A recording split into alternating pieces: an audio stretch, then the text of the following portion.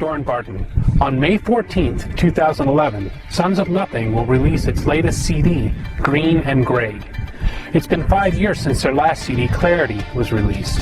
I caught up with the guys as they were rehearsing for their album release show.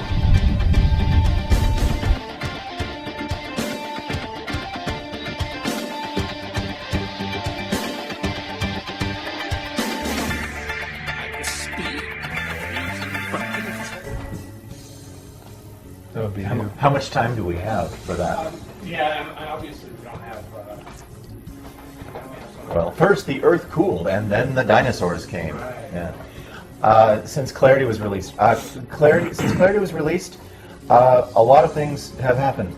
A lot of we've had marriages and divorces. I'm bored already. Births and deaths, and the band broke up and then reformed, then broke up again, and then... you don't have to just recite in my blog.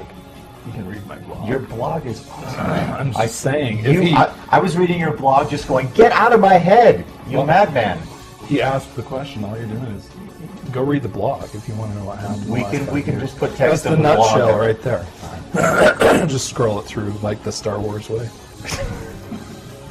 Chapter 7, Green and Gray. Green and Gray. Yes.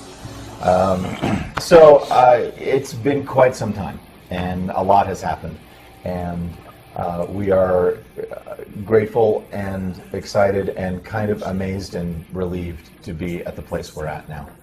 That we didn't quit was a miracle. We had many opportunities and many things.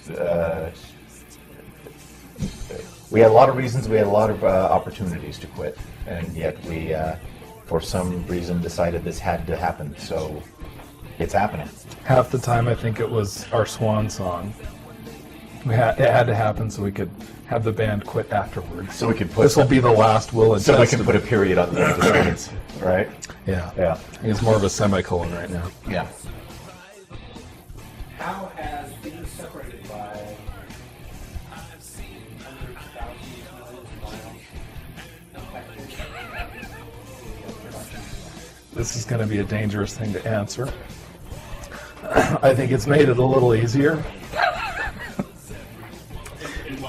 In that we're not in the same room arguing things. It's easier to win some battles when you're passive-aggressive about it, such as, I don't know, the solo on Crash, where all I did was just stop talking to Thom for a week and a half, and then he decided the solo was okay as it was. Oh, the solo in the middle. Yeah. Yeah.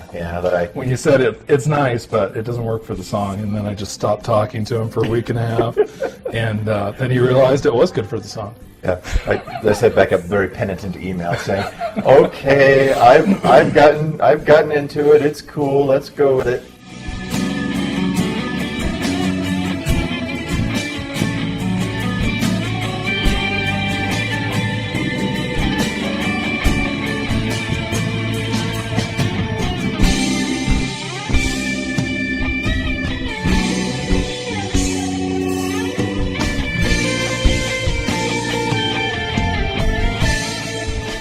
Yeah, so I think with our personalities being as passive-aggressive as they are, it almost helps to not be in the same room when we're doing a lot of this, although it does make it a little slower of a job.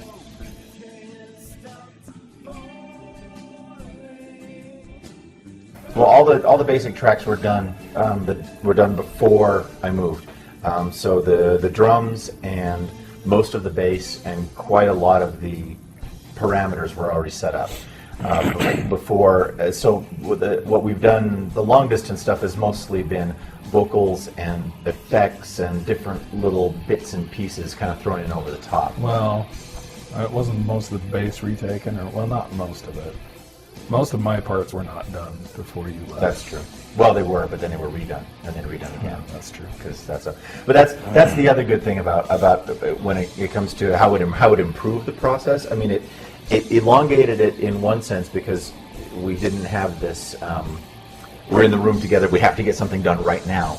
But on the other hand, speaking just for myself, I get red light syndrome really bad. I don't enjoy the recording process, and so for me to be able to take as much time as I want in a little dark room all by myself to play something 1,000 times until I get it right, and then just send Matt like the cream of the crop, and then him, tell me that sucks too, and I have to do it all over again. That's fine. Still not right. That's fine.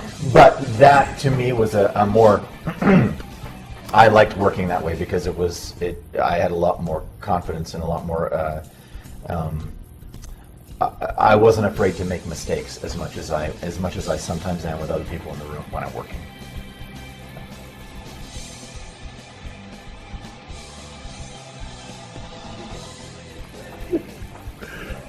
Oh God. Which year of your life do you want back? All of them. Goodness me. Not feel. Should I do this by process of elimination? Probably Broken Ceiling. I don't know. It's a happy little ditty. It's what, 9 minutes long? Broken Ceiling? No, it's like 8. Broken Ceiling is, at last count, 7 minutes and 39 seconds long. Okay. So that's almost 9. It's got a 9 in it. That's pretty close. It's got a lot of everything in it. A little bit of everything.